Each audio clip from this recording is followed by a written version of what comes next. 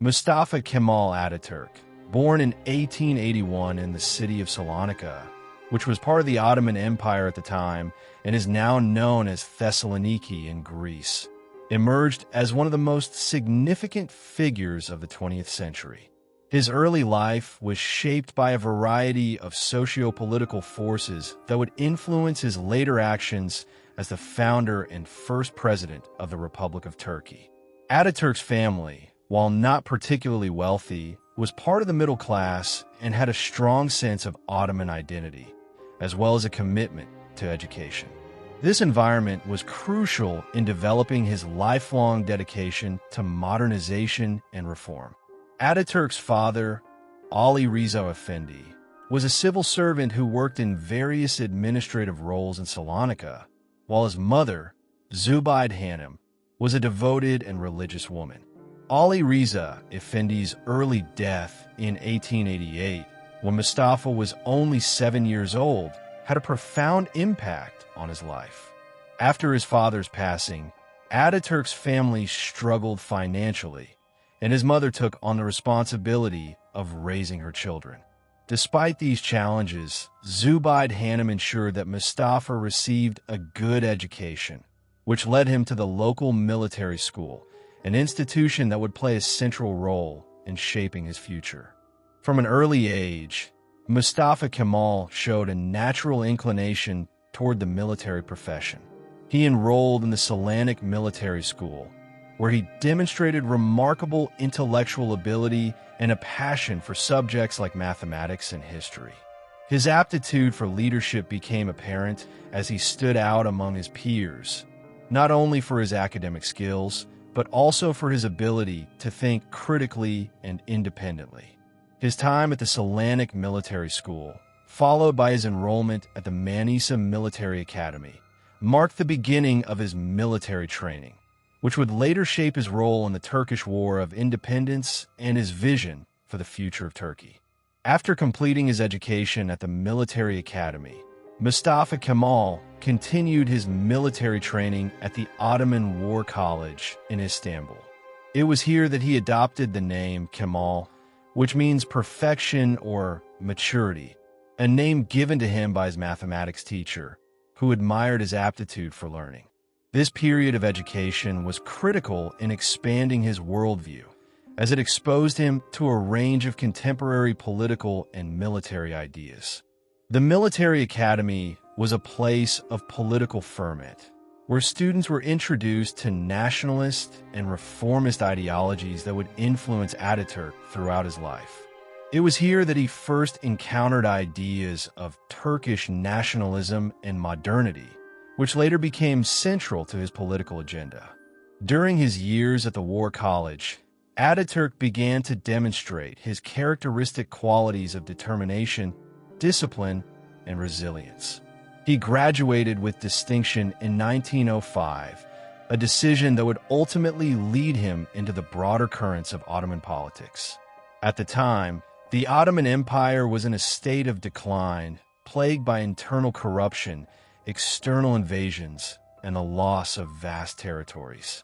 This period of instability created a fertile ground for reformist ideologies, and Ataturk's formative years in the military coincided with the rise of the Young Turks, a political movement that sought to modernize the empire and reverse its decline. Ataturk's military career was not solely defined by his academic achievements. He was also involved in several key military engagements that showcased his strategic thinking and leadership capabilities. His early military service in Syria and later in Palestine during the Italo-Turkish War, 1911 to 1912, and the Balkan Wars, 1912 to 1913, helped him hone his military skills. He became increasingly disillusioned with the Ottoman Empire's leadership, which he saw as ineffective in dealing with the challenges of modern warfare and political instability.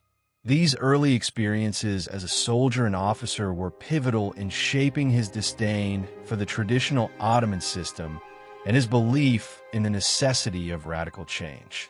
The defeat of the Ottoman Empire in the Balkan Wars and its subsequent territorial losses was a traumatic experience for many of its officers, including Atatürk. The empire's weakness was made evident in the face of modernizing and powerful adversaries, leading to an increasing sense of frustration and a desire for reform. Atatürk's exposure to the military defeats and the collapse of the empire instilled in him a sense of urgency regarding the need for modernization and a new direction for the Turkish people. These formative experiences in the military left an indelible mark on his character, and they would become critical in his later decisions as he sought to create a modern, independent, and secular Turkey. Throughout his early life, Atatürk was deeply influenced by the intellectual climate of his time. The late 19th and early 20th centuries were periods of significant political and social change in the Ottoman Empire. The impact of European Enlightenment ideals, as well as the growing sense of nationalism in the Balkans and other parts of the empire, were evident in the ideas that Atatürk encountered.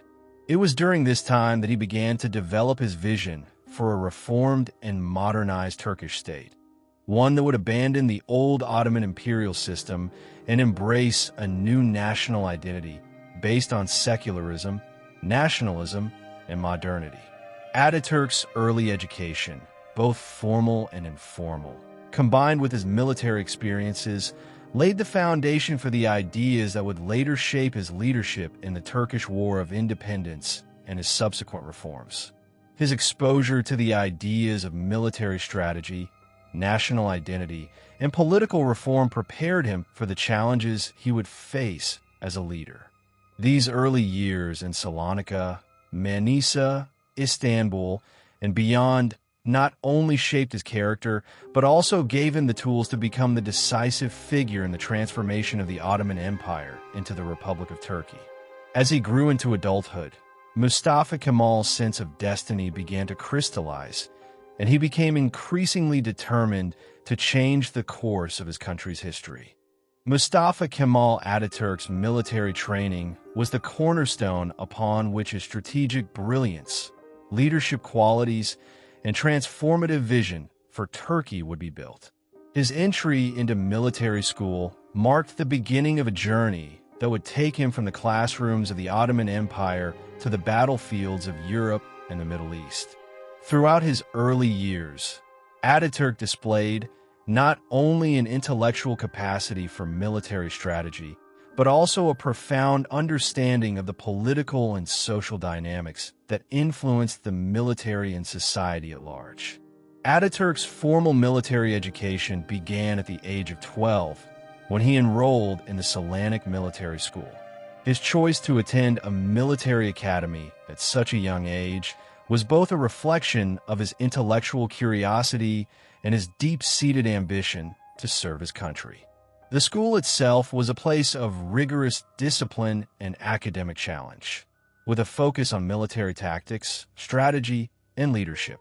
The curriculum exposed him to both traditional military doctrines and the emerging ideas of modernization and reform that were gaining traction throughout the Ottoman Empire. This early exposure to new military thinking would become one of the defining aspects of Atatürk's approach to warfare. From the Selanik Military School, Atatürk advanced to the Manisa Military Academy, where he further honed his skills. The academic environment at Manisa was intellectually stimulating, as it was one of the few institutions that fostered an open exchange of ideas about reform and the future of the Ottoman Empire. It was during his time at Manisa that Atatürk developed an early interest in the concepts of nationalism, modernity, and military professionalism. His teachers at the academy, many of whom were themselves influenced by European military thought, recognized his intellectual gifts and his potential for leadership.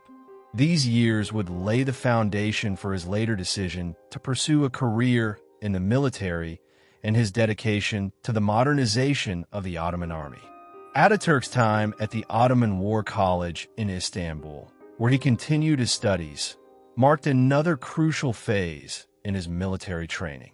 The War College was the center of Ottoman military thought and it exposed Atatürk to a wide range of intellectual and political influences. It was at this institution that he was introduced to the works of influential reformist thinkers, including those advocating for the restructuring of the Ottoman state. His exposure to these ideas played a pivotal role in shaping his future aspirations and gave him the theoretical background to question the old political order of the empire. This exposure would not only refine his military knowledge, but would also inspire his desire to lead a new kind of state, one grounded in the principles of nationalism, secularism, and reform. Graduating from the War College in 1905 as a lieutenant, Atatürk was assigned to various military posts throughout the empire. His early assignments were marked by a series of movements between different regions, each of which exposed him to the internal struggles facing the empire. His first assignment was to Damascus, where he was stationed during a period of unrest and military conflict in the Arab provinces. It was here that he first experienced the political and social fragmentation within the empire, and his observations of the Ottoman military's lack of unity and modernity would later shape his belief in the necessity of reform. Atatürk's travels and military service were not limited to the Ottoman heartland. In 1907, he was sent to Albania, where he participated in the suppression of local uprisings. This assignment gave him first-hand experience in dealing with ethnic and nationalist tensions, a theme that would later dominate his efforts in the Turkish War of Independence. His ability to navigate complex political situations, build alliances with local forces, and maintain order during this tumultuous time demonstrated his emerging capacity as both a military strategist and a diplomat. Throughout his early career, Atatürk was increasingly drawn to the broader political issues facing the Ottoman Empire. The empire, plagued by corruption, inefficiency, and a lack of modernization, was facing serious internal and external challenges. Atatürk's experiences on the front lines of military campaigns, as well as his exposure to political ideas about reform, left him frustrated with the inability of the Ottoman leadership to address these issues.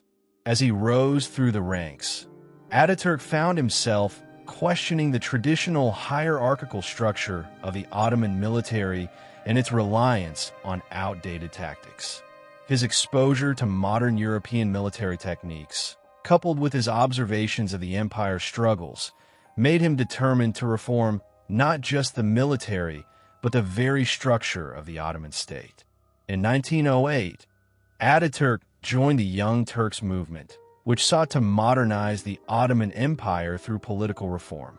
This movement, which had a strong military component, was dedicated to overturning the autocratic rule of Sultan Abdülhamid II and establishing a constitutional monarchy.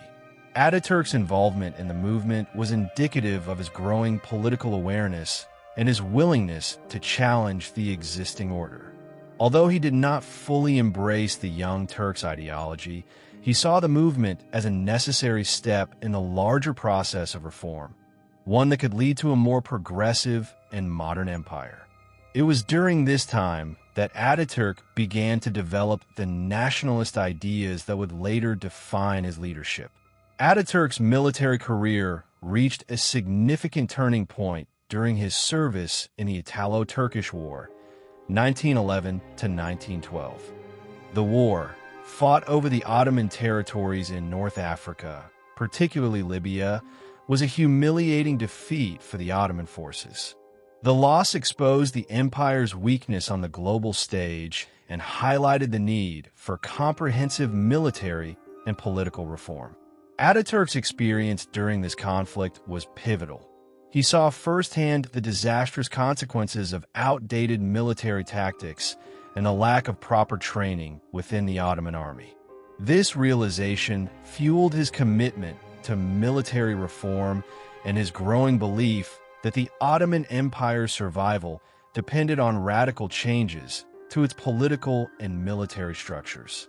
In the aftermath of the Italo-Turkish War, Ataturk's growing influence within the military was recognized.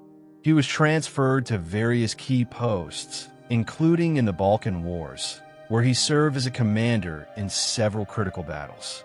During the Balkan Wars, 1912 to 1913, the Ottoman Empire suffered further losses, and Ataturk once again faced the harsh realities of military defeat. The war highlighted the empire's inability to effectively defend its territories, and Ataturk began to view the empire's collapse as inevitable unless drastic reforms were implemented. This period of military conflict solidified his resolve to pursue a path of national renewal, one that would eventually lead him to challenge the very foundations of the Ottoman state. Ataturk's military career during this period was also marked by his growing reputation as a skilled strategist and leader. His decisive leadership during the Gallipoli campaign of World War I, 1915 to 1916, would cement his place in history as a military genius.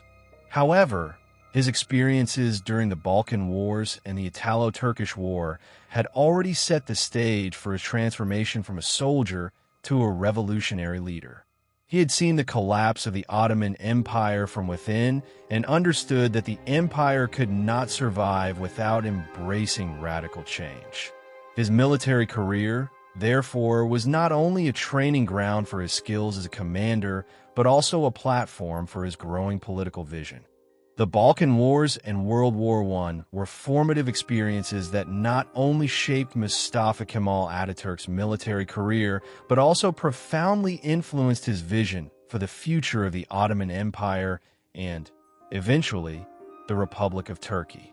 The early years of the 20th century were marked by growing nationalist movements across the Balkans, which would become one of the primary causes of conflict between the Ottoman Empire and its neighboring states. Ataturk's participation in these wars provided him with valuable insights into both military strategy and the precarious political state of the Ottoman Empire. The First Balkan War, 1912, began as a coalition of Balkan states, Serbia, Bulgaria, Greece, and Montenegro, united to expel the Ottoman Empire from its remaining territories in Europe. The Ottoman Empire, already weakened by internal dissent and external pressures, was unable to effectively respond to the Balkan states' advances. As a young officer, Mustafa Kemal was stationed in the region during this time, and his first-hand experiences of the rapid collapse of Ottoman authority had a lasting impact on his outlook. The empire's defeat in the war and the subsequent loss of most of its European territories left Ataturk with a profound sense of urgency regarding the need for military and political reform. During the Balkan Wars, Ataturk was primarily involved in the defense of the remaining Ottoman provinces in the region, particularly in the area surrounding the city of Edirne. His experiences in these campaigns exposed him to the disarray within the Ottoman army, as many of the officers lacked the training and leadership skills necessary to handle modern warfare. The defeat of Ottoman forces and the loss of vital territories in the Balkans underscored the weakness of the empire's military infrastructure and further convinced Ataturk of the necessity for a complete overhaul of both the military and the political structures of the state. It was clear to him that the empire could not survive unless it embraced modernization and a new sense of national unity. As the Ottoman Empire struggled to recover from its losses in the Balkan Wars, the outbreak of World War I 1914 would bring even greater challenges. The empire, which had aligned itself with the Central Powers, Germany, Austria-Hungary, and Bulgaria, was drawn into the conflict. The decision to join the Central Powers was, in many ways, a desperate one, as the Ottoman Empire sought to regain some of its lost territories and avoid complete disintegration. For Ataturk, the war presented an opportunity to rise through the ranks and demonstrate his leadership abilities on a much larger stage. Ataturk's role in World War I would come to define his legacy as a military leader. He was appointed to the Gallipoli Peninsula, where he commanded Ottoman forces during one of the most famous and decisive campaigns of the war. The Gallipoli Campaign, 1915 to 1916, was a joint British and French attempt to capture the Dardanelles Strait and secure a direct route to Russia. The failure of the Allied forces to achieve their objectives in Gallipoli was, in large part, due to the determined defense mounted by the Ottoman military, led by Atatürk. This victory, particularly in the face of overwhelming odds, elevated Atatürk's status within the military and set him apart as a brilliant strategist and leader. During the Gallipoli campaign, Atatürk's leadership was marked by his ability to rally his troops and maintain their morale under difficult conditions. The soldiers, many of whom were poorly equipped and faced a determined enemy, found in Atatürk a leader who not only understood the intricacies of military strategy, but also demonstrated a deep personal commitment to their cause. Atatürk's famous orders to his troops, urging them to fight to the last man and promising to never abandon them, became a symbol of his leadership style, one that emphasized duty, unity, and the unwavering belief in the importance of their struggle. The success of Atatürk's leadership during the Gallipoli campaign brought him national recognition. However, it also exposed the deep divisions within the Ottoman Empire. The war had taken a severe toll on the empire's resources, and it was clear that the Ottoman military was not equipped to continue fighting on multiple fronts. Atatürk's experience in Gallipoli revealed the limitations of the Ottoman army and its outdated strategies. Despite his success, he began to feel that the empire's fate was sealed unless it embraced radical reform and modernization. For Atatürk, the defeat of the Ottoman Empire was no longer just a military concern, but a reflection of the empire's inability to adapt to the modern world. After the Gallipoli campaign, Atatürk's reputation as a capable and visionary leader spread throughout the Ottoman military and beyond. He was appointed to a series of high-ranking military positions, and his influence continued to grow. However, as the war continued, it became increasingly evident that the Ottoman Empire was on the verge of collapse. The empire's involvement in the war had drained its resources, and the Allied forces, particularly the British and the French, began to make significant territorial advances. The empire's collapse seemed inevitable, and Atatürk was forced to reckon with the reality that the political system that had supported the Ottoman state for centuries could no longer survive. Atatürk's role in World War I and the Balkan Wars provided him with invaluable experience that shaped his approach to military leadership and strategy. His participation in these conflicts also deepened his resolve to create a new kind of state, one that would be modern, secular, and independent of the old imperial order. The lessons he learned during the Balkan Wars and World War I influenced his thinking during the subsequent years of the Turkish War of Independence, where he would put his military and political vision into practice. The defeat of the Ottoman Empire in World War I was a turning point not just for the empire, but for Atatürk's own trajectory. The war ended with the signing of the Treaty of Sèvres in 1920, which sought to carve up the Ottoman territories and place them under foreign control. The treaty, which Atatürk saw as a betrayal of the Turkish people, was a call to action for him. It became clear that the only way to preserve Turkey's sovereignty was through a renewed struggle for independence, and Atatürk began to focus his efforts on rallying support for a new, independent Turkish state. In the aftermath of the war, as the Ottoman Empire was dismantled and the Turkish people found themselves at the mercy of foreign powers, Atatürk's vision began to take shape. The experiences he had during the Balkan Wars and World War I, particularly the lessons of military failure, national unity, and the importance of modernization, would guide his actions as he transitioned from a military leader to a revolutionary statesman.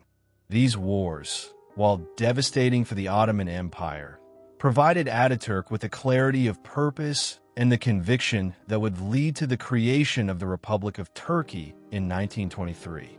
In the aftermath of World War I, the Ottoman Empire found itself on the verge of disintegration.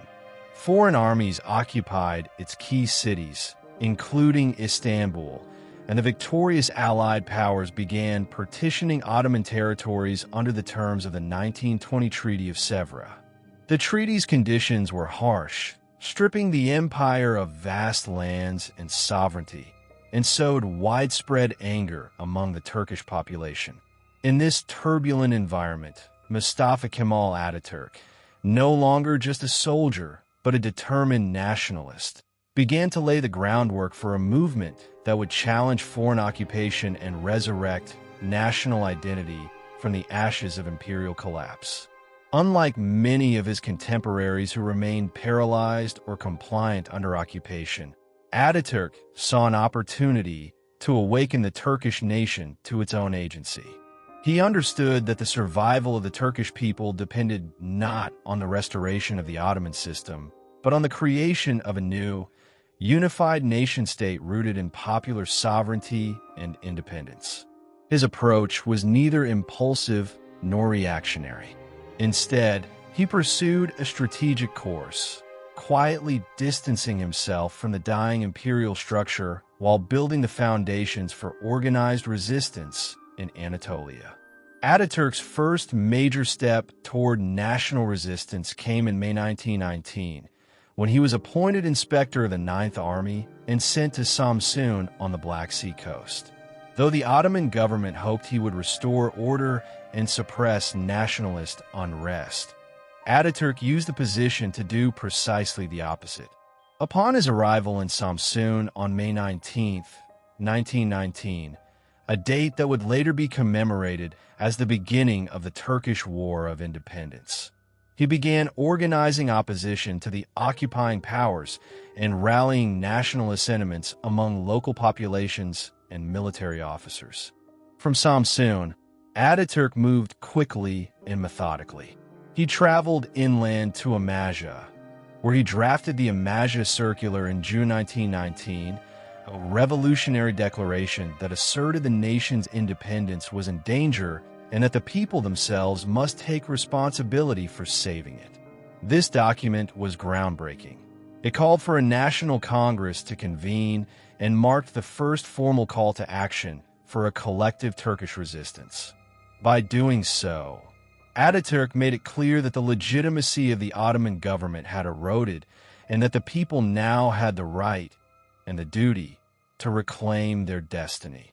In July 1919, the Erzurum Congress convened in eastern Anatolia, bringing together regional leaders, military officers, and local notables. Though the gathering was initially regional in scope, Atatürk skillfully steered it toward a national purpose. The Congress adopted resolutions rejecting foreign mandates and occupations, affirming the territorial integrity of Anatolia and Thrace, and establishing the groundwork for national unity. Most critically, it recognized the authority of a newly emerging nationalist movement, led not by the Ottoman Sultan, but by elected delegates of the Turkish people. Following Erzurum, Atatürk organized the more extensive Shivas Congress in September 1919. This Congress was national in character and played a vital role in unifying the various strands of resistance across Anatolia. Delegates from all regions convened and officially formed the Association for the Defense of the Rights of Anatolia and Rumelia, an umbrella organization that would become the backbone of the national liberation movement. The Congress also reaffirmed the rejection of any foreign control and declared that sovereignty resided with the people alone. Atatürk, through his powerful oratory and strategic leadership, emerged as the undisputed figurehead of the national cause. During this period, Atatürk had to operate carefully.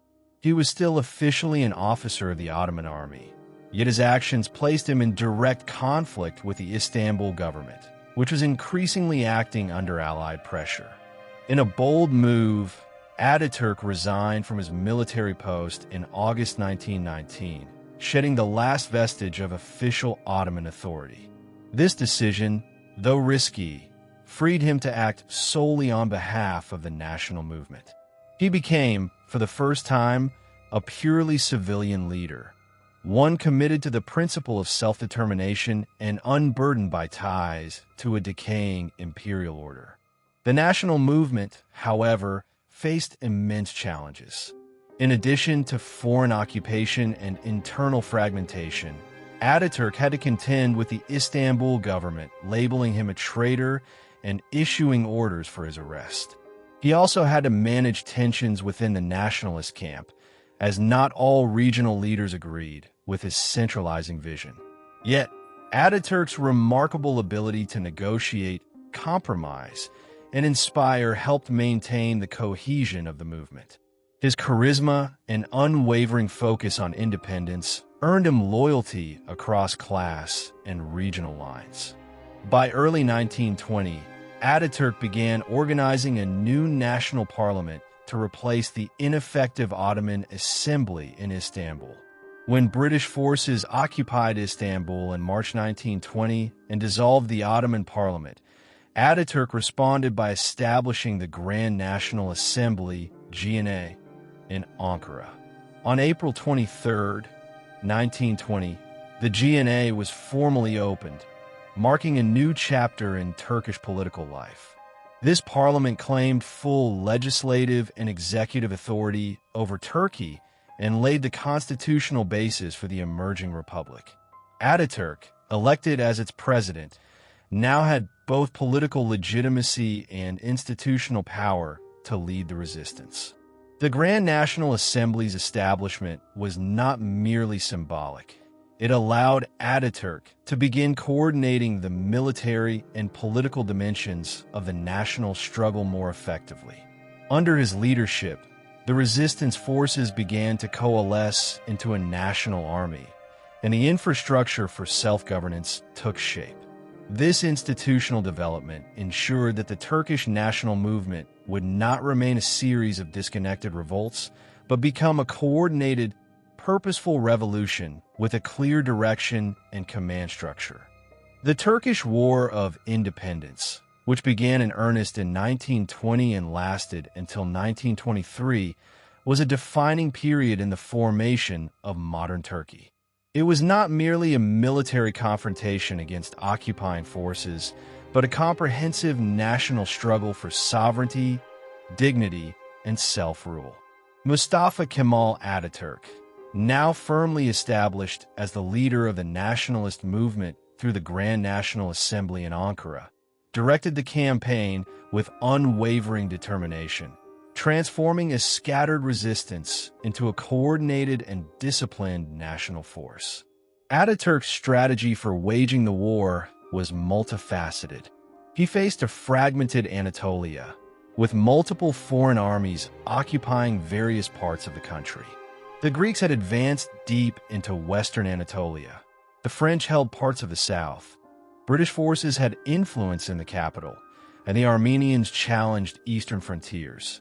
Internally, royalist factions and religious conservatives still loyal to the Sultan posed another layer of complexity. Ataturk responded to this chaotic situation with a deliberate plan to fight on multiple fronts, both militarily and diplomatically, ensuring no part of the resistance effort was left to chance.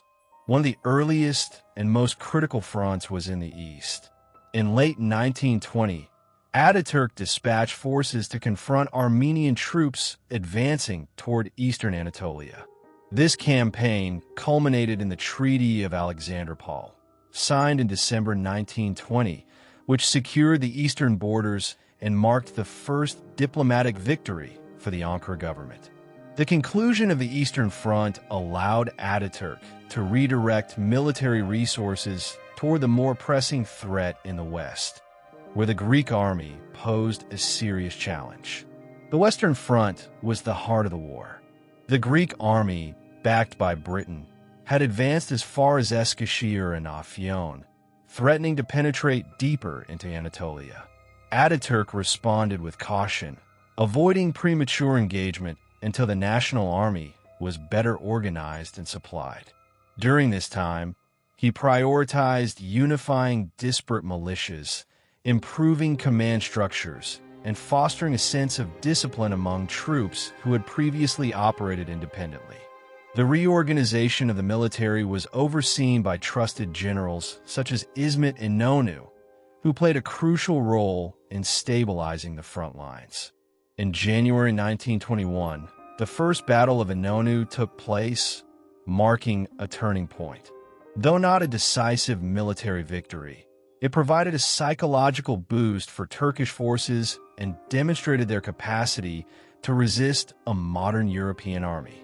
It was followed by a second Battle of İnönü in March, which further strengthened Turkish morale.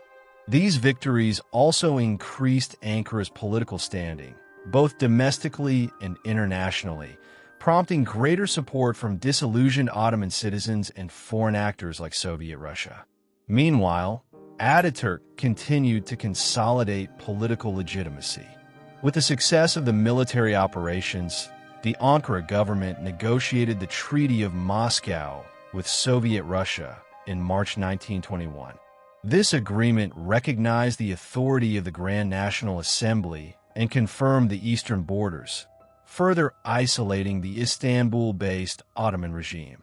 This diplomatic success was crucial, as it gave Atatürk's government the recognition it needed to function as a de facto sovereign state in the eyes of powerful neighbors.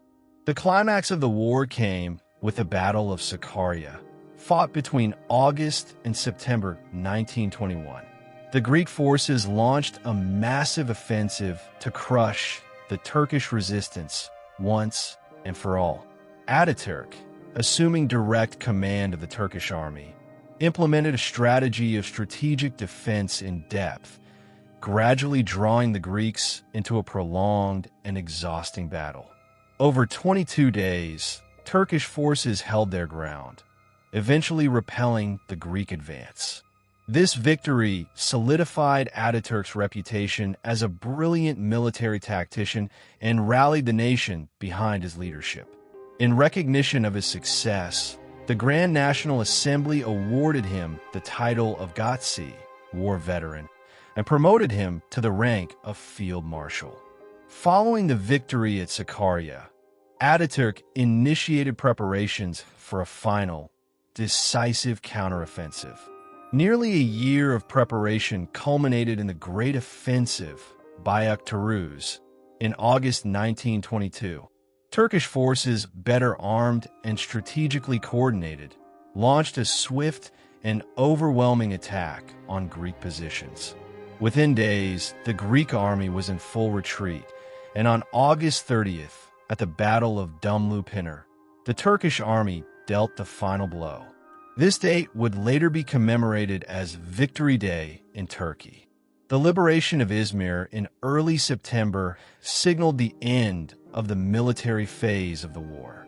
As the dust of war settled, the nationalist forces stood victorious, having expelled foreign occupiers and discredited the Ottoman Sultan's authority.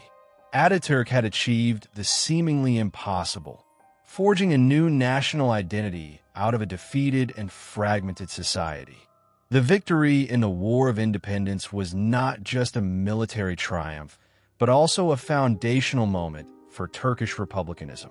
The national movement, driven by a secular and populist vision, had proven its viability as an alternative to imperial rule.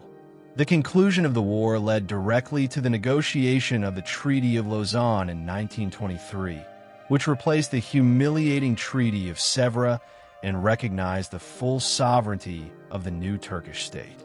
This diplomatic success confirmed the legitimacy of Atatürk's leadership on the global stage. The Turkish War of Independence, under his guidance, had transformed Anatolia from a fractured land under foreign control into a sovereign and united homeland. The triumph laid the groundwork for the revolutionary changes that would soon follow in the newly declared Republic of Turkey. This chapter in Turkish history demonstrated Atatürk's rare combination of military genius, political foresight, and organizational skill. He had succeeded where others failed, not by invoking past glories or imperial myths, but by appealing to the will of the people and offering a future grounded in independence, reform, and rational governance. With the conclusion of the War of Independence and the sweeping military victories led by Mustafa Kemal Atatürk, a new chapter opened for the Turkish nation. The military struggle had achieved territorial sovereignty, but the political structure that would define the emerging state was still uncertain. The Ottoman Empire, though defeated and delegitimized, continued to exist on paper, with the Sultan still claiming religious and political authority. Atatürk recognized that in order to create a modern and independent Turkey, this imperial legacy had to be dismantled completely. The nation needed a new foundation, one based on popular sovereignty and free from theocratic rule. The first decisive step toward this transformation came on November 1st, 1922, when the Grand National Assembly in Ankara officially abolished the Ottoman Sultanate. This act was more than symbolic.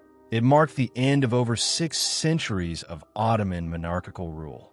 The move severed the remaining ties with the empire and asserted the authority of the National Assembly as the sole legitimate representative of the Turkish people. The decision was met with both relief and resistance. Many celebrated the end of imperial rule, while others, especially conservative and religious factions, viewed the change as a dangerous break from tradition. Mustafa Kemal Atatürk played a critical role in this transition. He advocated for the abolition not only as a political necessity, but as a historical imperative. In his speeches, he emphasized that sovereignty belonged unconditionally to the nation and that a modern state could not be built on outdated feudal and dynastic principles. The Sultan, Mehmed VI, was deposed and later left the country under British protection, symbolizing the final unraveling of the Ottoman court's influence over Turkish affairs. Following the abolition, there was a period of rapid institutional restructuring. The Grand National Assembly moved to strengthen its legislative and executive roles, further consolidating national governance. A new legal framework began to emerge, one that aimed to replace the Sharia-based Ottoman legal system with secular laws more in line with European models. Atatürk worked closely with legal scholars and political allies to design the architecture of the new state. His leadership during this transitional phase was characterized by clarity of vision and a firm resolve to prevent any return to monarchical or theocratic rule. Despite these advances, one unresolved issue lingered: the caliphate. Although the Sultanate had been abolished, the title of caliph, the religious leader of the Muslim world, remained. It had been separated from the Sultanate and passed to Abdülmecid II, a member of the Ottoman family. Atatürk, pragmatic in his approach, initially tolerated this arrangement to ease the transition and avoid alienating conservative elements. However, he viewed the caliphate as incompatible with the principles of secular nationalism and knew its existence posed a threat to the unity and integrity of the new state. Before addressing the caliphate directly, Atatürk focused on declaring the republic.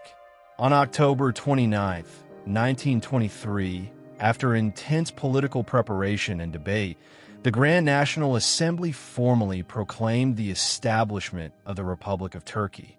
Mustafa Kemal Atatürk was elected as its first president. This moment was revolutionary.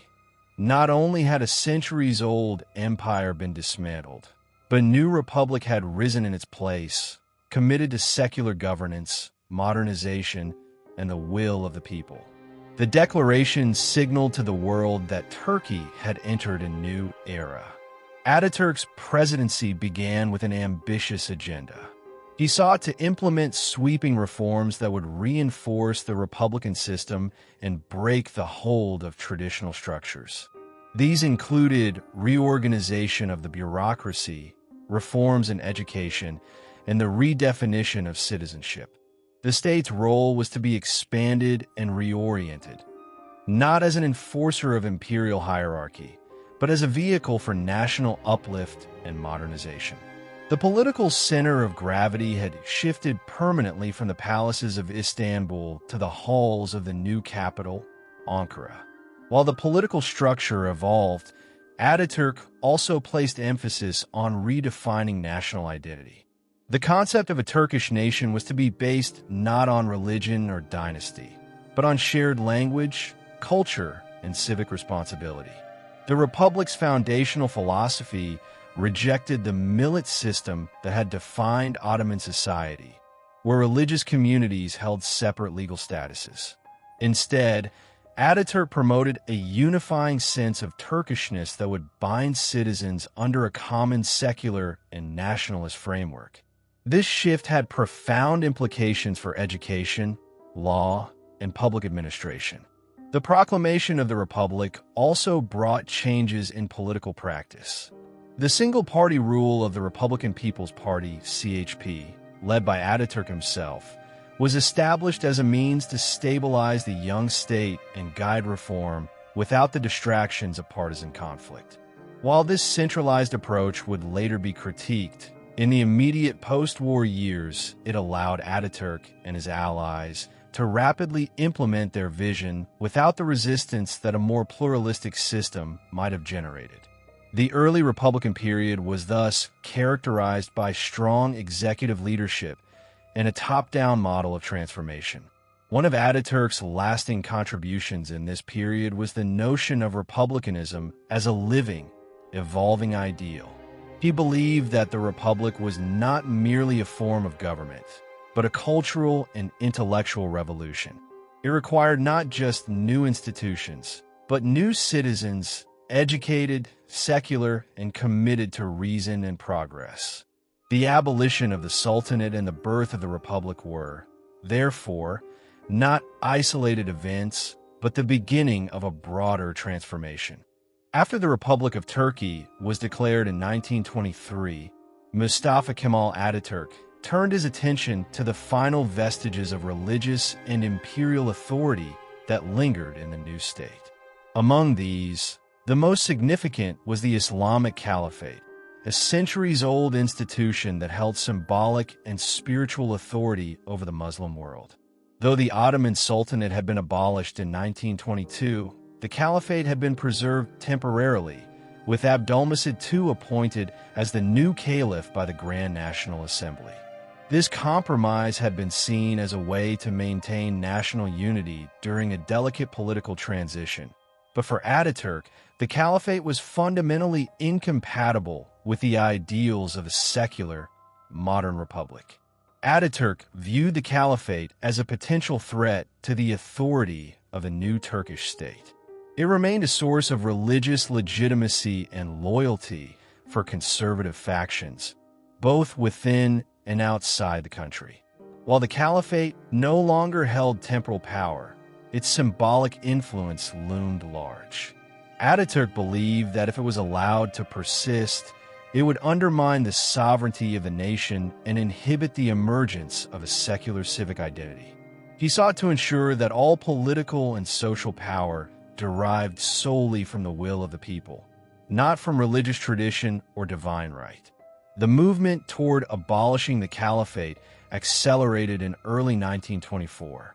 Growing concerns about the loyalty of Islamic institutions and increasing agitation from royalist elements emboldened Atatürk and his allies to act decisively. On March 3, 1924, the Grand National Assembly formally abolished the Caliphate. Abdülmecid II was deposed and sent into exile with the remaining members of the Ottoman dynasty. Alongside this monumental act, the Assembly also closed down the Ministry of Religious Affairs and the Ministry of Foundations, both of which had upheld religious authority under state auspices. The abolition of the caliphate sent shockwaves throughout the Muslim world.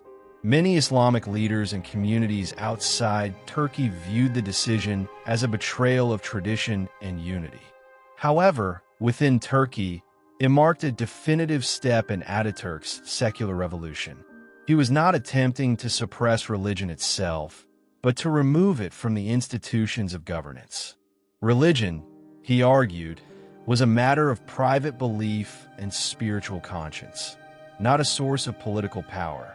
The Turkish state, from this point forward, would be neutral in matters of faith. This monumental change was accompanied by a sweeping reorganization of Turkey's legal and educational systems. Atatürk initiated the creation of a secular legal code modeled on European systems, most notably the Swiss Civil Code. These new laws replaced Islamic jurisprudence and established equality before the law for all citizens, including women. Religious courts were dismantled, and legal matters were henceforth handled by a unified, secular judiciary. This transition fundamentally altered the relationship between citizens and the state, placing civil rights and secular governance at the center of public life. In parallel with legal reforms, education became a central battleground for Atatürk's vision. He abolished the traditional Madrid schools, which had focused heavily on religious instruction, and replaced them with a national, secular education system. The new schools emphasized science, reason, and civic responsibility. Atatürk believed that only through education could a modern, enlightened citizenry emerge. He often stated that the true guide in life is science, a maxim that underscored his commitment to rationalism over dogma.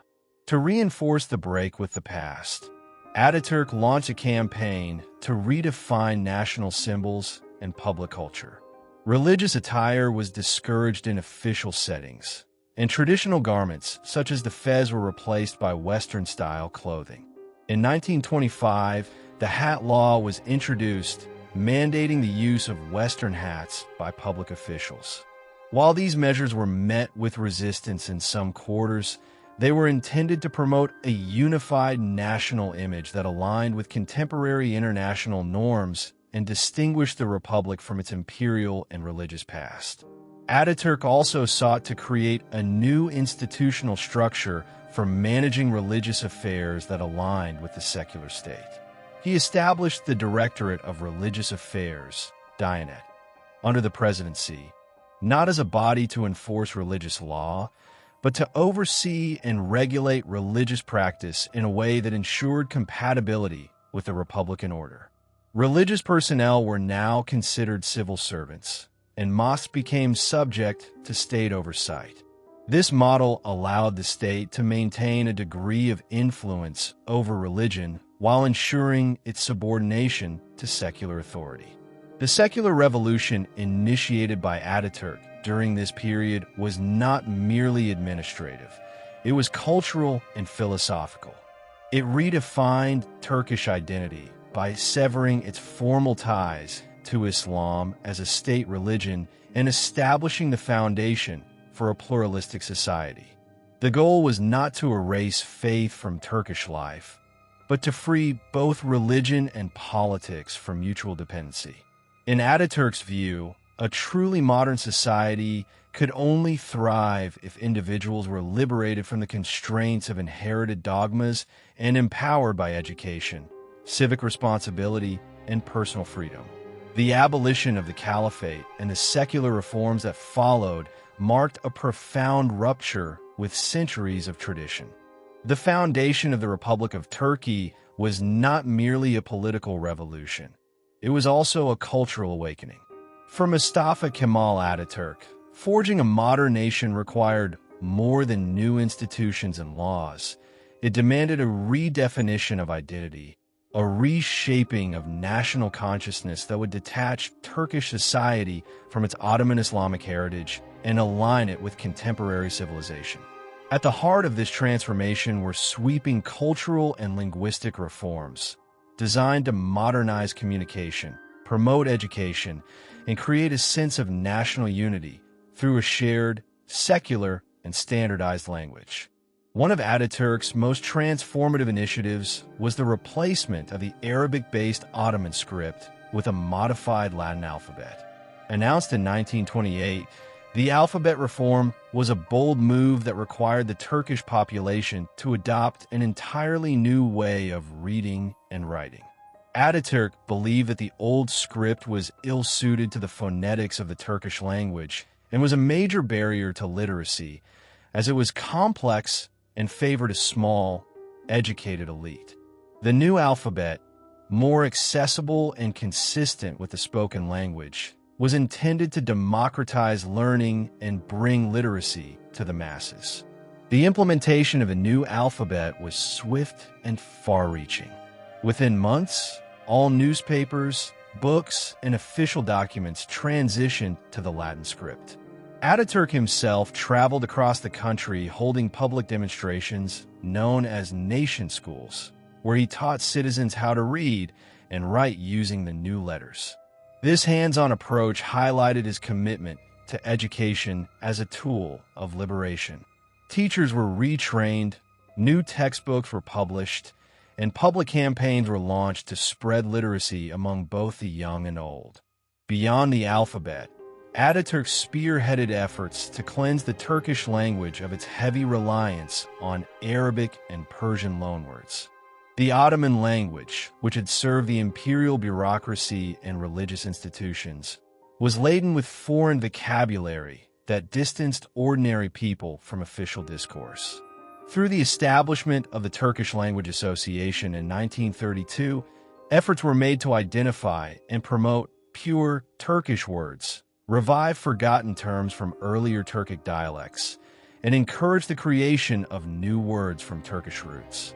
This linguistic purification was not merely technical. It was ideological, aimed at reinforcing national pride and cultural independence. Atatürk viewed language as a vessel of thought and identity.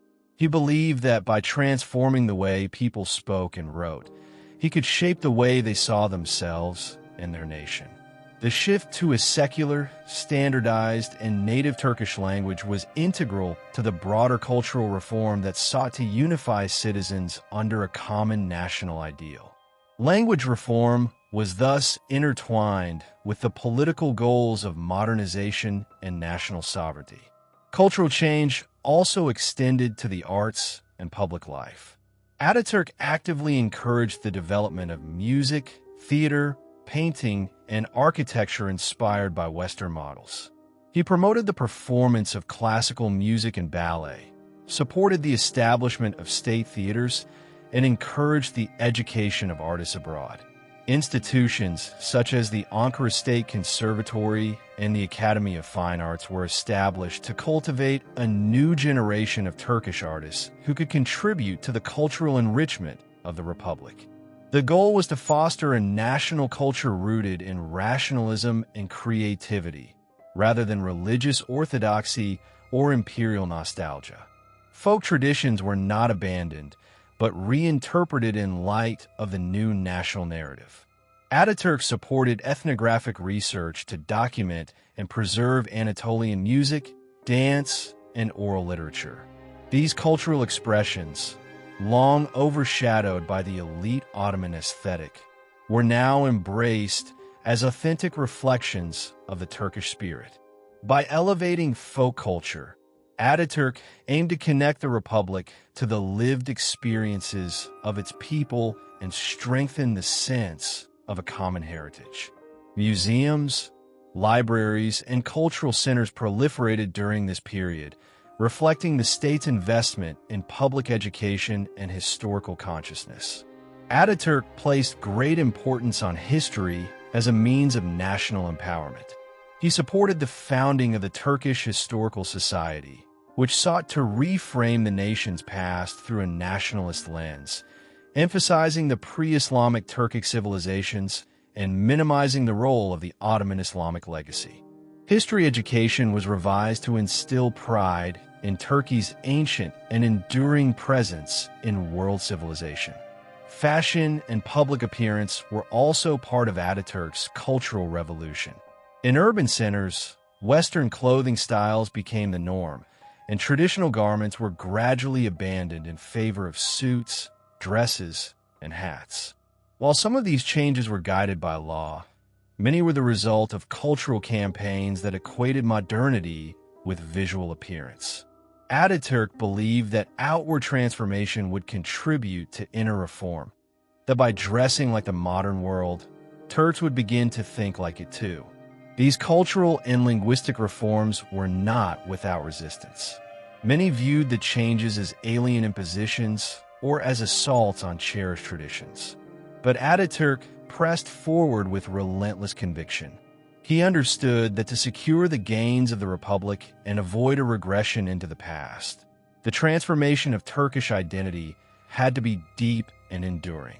Through language, art, and education, he worked to reshape the collective imagination of a people and lay the cultural foundations for a modern, secular, and independent nation. The transformation of Turkish society under Mustafa Kemal Atatürk extended deeply into the realm of gender equality and women's rights. In a country where women had long been confined to limited roles by centuries of tradition, religious custom, and imperial patriarchy, Atatürk envisioned a radically new social order. His reforms were not merely legalistic but social and ideological, rooted in the belief that true progress could not be achieved unless women were full and active participants in the life of the nation.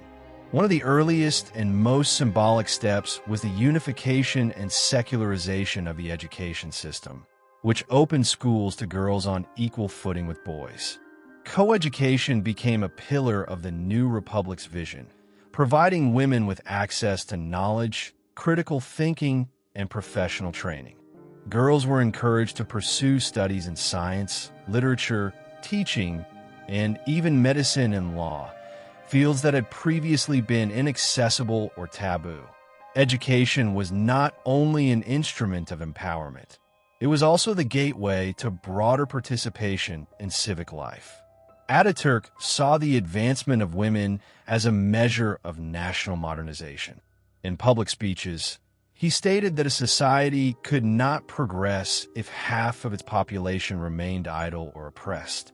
He encouraged women to leave the confines of the private sphere and enter the workforce, join public institutions, and participate in the building of the nation. New employment opportunities began to emerge for women as teachers, nurses, civil servants, and eventually lawyers and judges, roles that symbolized their growing integration into public life. The legal status of women underwent a profound transformation with the adoption of the new Civil Code in 1926, modeled after the Swiss Civil Code.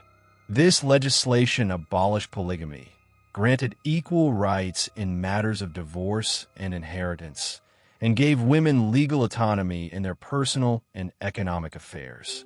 For the first time, women were recognized as independent legal entities, no longer subject to paternal or marital guardianship. The new laws redefined marriage as a civil contract between equals and laid the groundwork for gender equality in family life. In addition to legal and educational reforms, cultural perceptions of women began to shift. The new republic promoted an image of the modern Turkish woman, unveiled, educated, and active in society. While veiling was not officially banned, social pressure and public policy encouraged the abandonment of traditional attire in favor of Western clothing. Women began to appear in public without the headscarf or veil, attending schools, working in offices, and participating in cultural events. These visual changes became powerful symbols of the Republic's break with the past. The political emancipation of women culminated in the extension of full suffrage rights. In 1930, Turkish women gained the right to vote in municipal elections, and by 1934, the right was extended to national elections. In 1935, 18 women were elected to the Grand National Assembly, a groundbreaking moment that placed Turkey ahead of many Western democracies in terms of women's political participation. Atatürk personally supported female candidates and emphasized that their presence in parliament was not ornamental but essential to the health of the republic. Women's organizations played a supportive role in this transformation. Although civil society remained under close state supervision, associations such as the Turkish Women's Union helped disseminate Republican values and mobilize women around issues of education, health, and legal awareness. These organizations offered courses, hosted conferences, and published magazines that fostered a new consciousness among Turkish women, one rooted in agency, citizenship, and collective progress. In rural areas, the changes arrived more slowly, but were no less significant. State campaigns extended to the countryside, where mobile schools and health services sought to improve the lives of peasant women.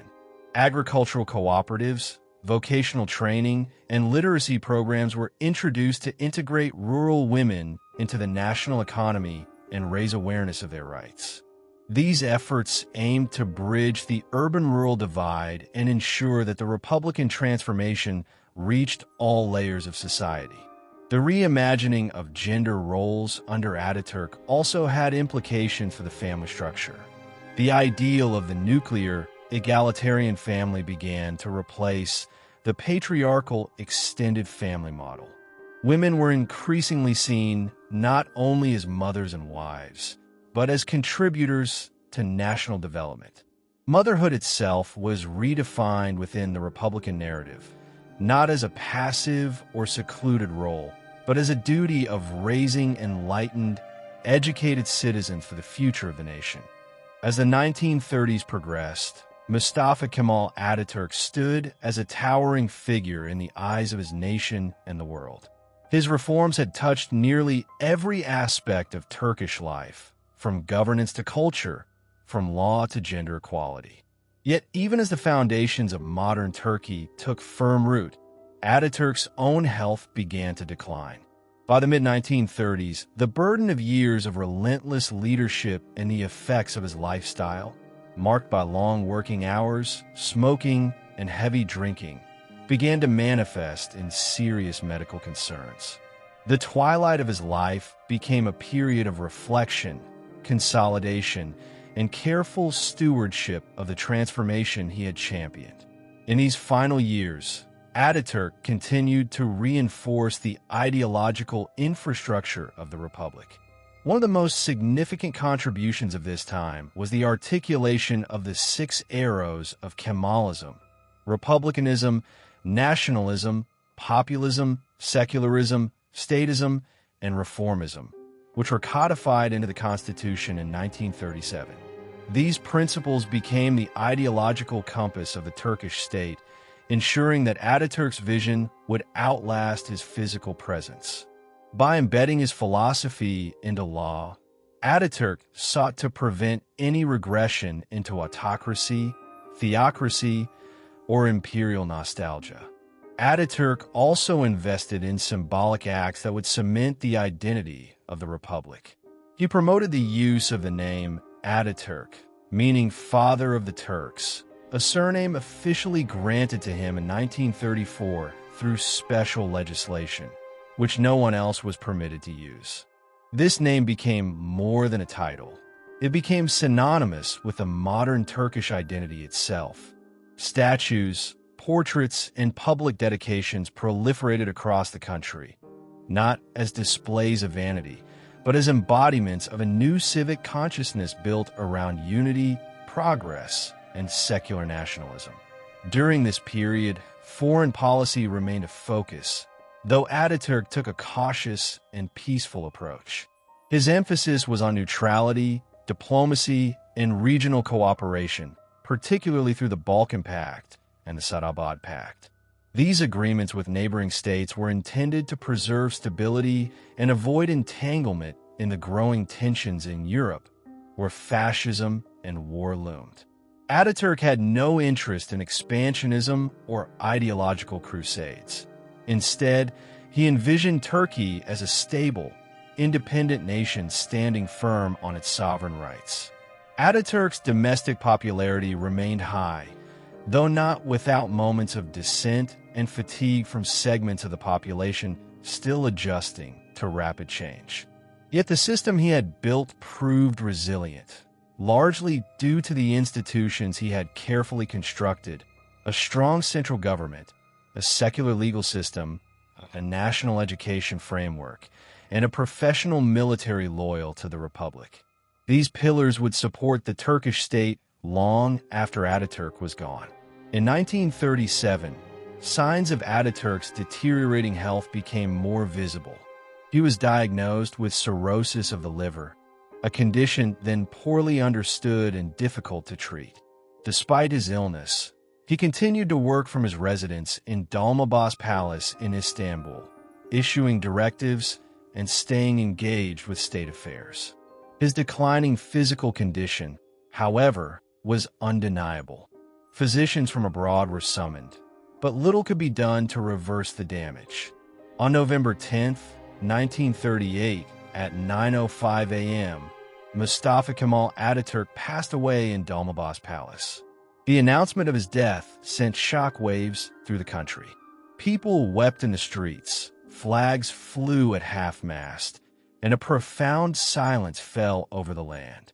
His body was placed in a temporary tomb in the Ethnography Museum of Ankara, and in 1953, it was transferred to a Nitkaber, a grand mausoleum constructed to honor his memory.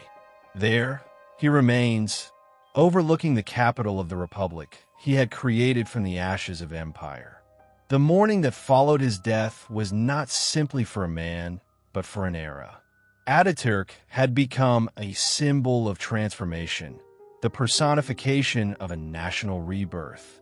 His absence raised questions about the future of the reforms and the durability of his legacy. Yet the institutions, laws, and ideas he had embedded into the heart of the state proved to be lasting. Successive governments, whether admiring or critical of him, could not ignore the foundations he had laid. Atatürk's influence extended beyond Turkey's borders.